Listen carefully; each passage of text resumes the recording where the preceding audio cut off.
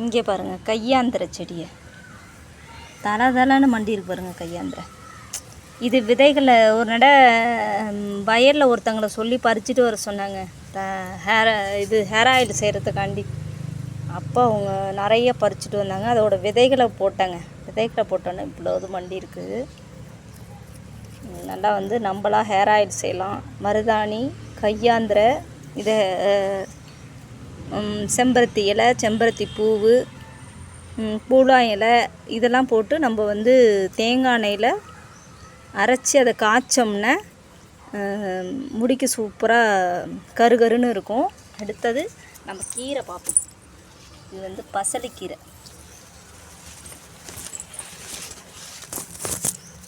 பசலிக்கீரை பாருங்கள் எப்படி மண்டி தலை மண்டி இருக்கு பாருங்கள். ஃப்ரெஷ்ஷான கீரைங்க.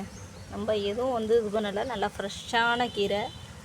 நம்ம கடைகளை வாங்கி சாப்பிட்றத விட இது மாதிரி நம்ம வீட்டில் பசலிக்கீரை பயிர் பண்ணி சாப்பிட்டோம்னா ரொம்ப ஹெல்த்தியானது. கீரை வாரத்தில் ஒரு 2 தடவை நம்ம 2 தடவை என்ன டெய்லியுமே சாப்பிட்லாம். நம்ம அதை கூட்டு மாதிரி பைத்தம்பருப்பெல்லாம் போட்டு கூட்டு மாதிரி வச்சு தலைன்னு சாப்பிட்டோம்னா இந்த வெயிலுக்கு ரொம்ப நல்லதுங்க உடம்புக்கு. இப்போ அடிக்கிற வெயிலுக்கு நம்ம இந்த மாதிரி சாப்பாடு தாங்க சாப்பிடணும். கார குழம்பெல்லாம் சாப்பிடக்கூடாது, வயிற்று வலி வரும்.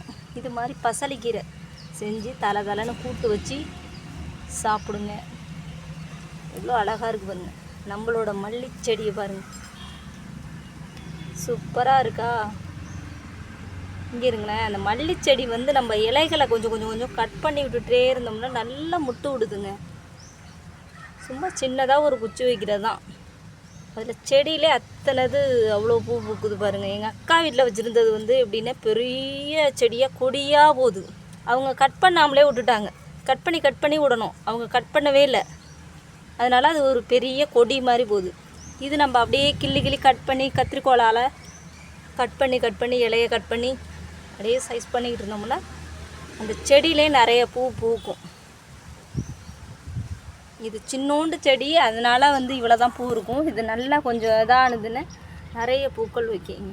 இந்த இருங்க நிறைய கொழுந்து துளுத்து வந்திருக்கு பாருங்க. நான் கட் பண்ணுறதுனால துளுத்து வந்திருக்கு பாருங்க. எனக்கு செடிகள்னால் ரொம்ப பிடிக்குங்க. ஆசையாக இருக்கும். எனக்கு ரொம்ப பிடிக்கும். ஆனால் நம்ம சரியாக பராமரிக்கணும். அந்தளவுக்கு இடமும் இல்லைங்க. ரொம்ப கல் இது கருங்கல் உள்ளே நிறையா பார்த்தீங்கன்னா கருங்கல்லாம் இருக்குது. அதனால ரொம்ப நிறைய செடி இதாக மாட்டுது. ஏதோ இதெல்லாம் கொஞ்சம் தப்பிச்சுக்கிடுச்சு.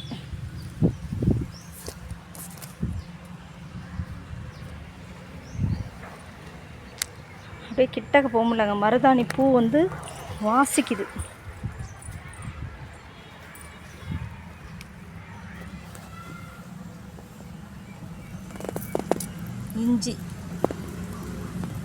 இஞ்சி துளுத்து வருது.